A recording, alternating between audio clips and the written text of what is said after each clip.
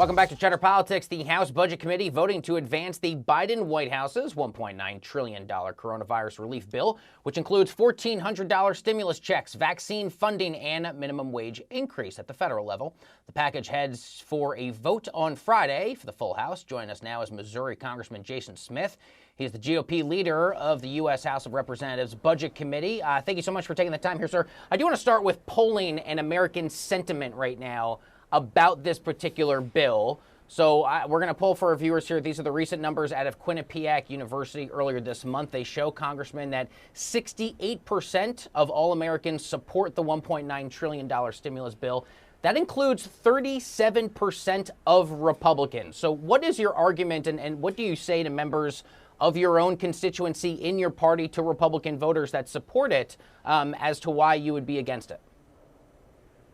You know, it's impossible to actually poll a bill that hasn't even been completely written. In fact, Nancy Pelosi is going through a rewrite right now in the Rules Committee.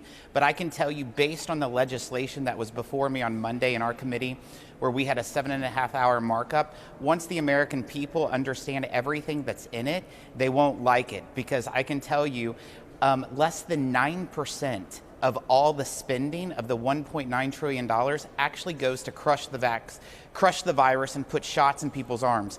But almost a quarter of all the spending of this bill goes to kill jobs. And so that's a huge problem. We're in a position right now where people just want to get back to work. They want the lockdowns to end and they want to have their kids in school.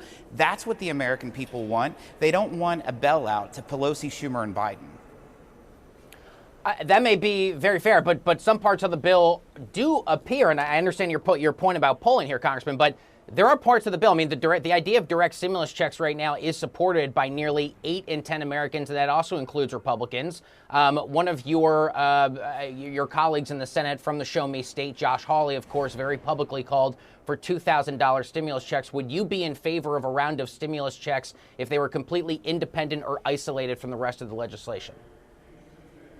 Absolutely. In December, I voted for $2,000 direct stimulus checks to the American taxpayers. And I'll tell you, the other 5 packages were bipartisan. This one could be bipartisan if you actually had the stimulus checks and the healthcare spending to crush the virus. But instead, if you take out the stimulus checks out of this package, more than half of the $2 trillion will not even be spent to the year 22 or after. This is what I'm telling you.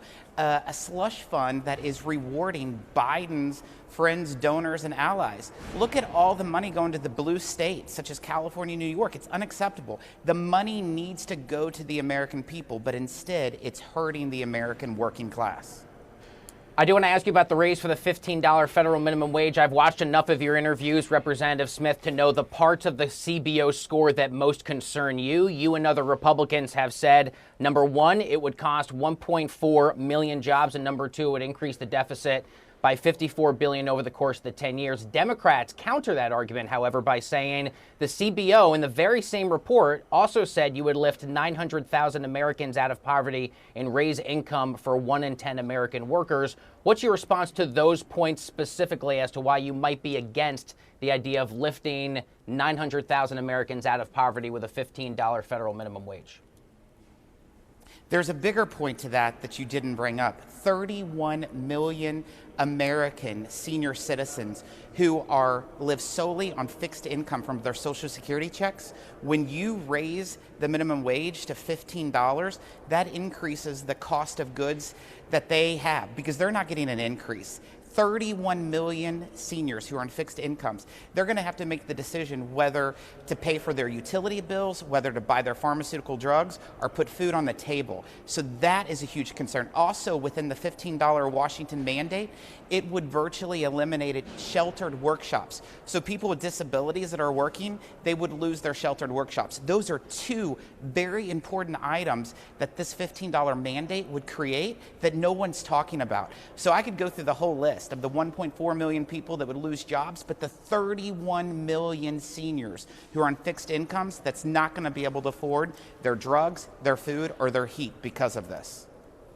Should this be an issue that states take the lead on? Because your own home state of Missouri did vote back in 2018 to raise the state minimum wage to $12 by the year 2023. The Show Me State is one of the ones where voters have said 725, or I believe before the vote it was slightly higher in Missouri, but purely here, they clearly told you as representative, I would think 725 is not a livable wage. Should this be something that you think simply should be up to the states to decide what's best for them as opposed to the federal government? The best government is that government that's closest to the people. In the state of Missouri, you're right. We did have this ballot initiative where the people spoke. Minimum wage as of January 1st in the state of Missouri is over $10. It's $10.30 an hour.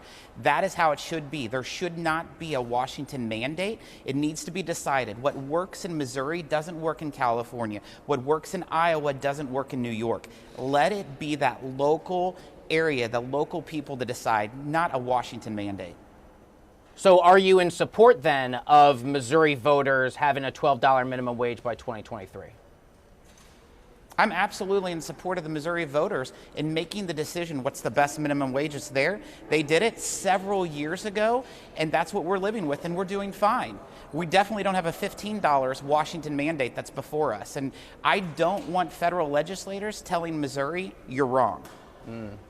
All right, I really appreciate the states' rights argument on this, and I think it's one of the important parts of this conversation that too frequently gets lost. So I do appreciate your time on this and the stimulus bill as well. Congressman Jason Smith, Republican from the Show Me State, thank you so much for taking the time. Great to have you here on the show. Hope you'll come back.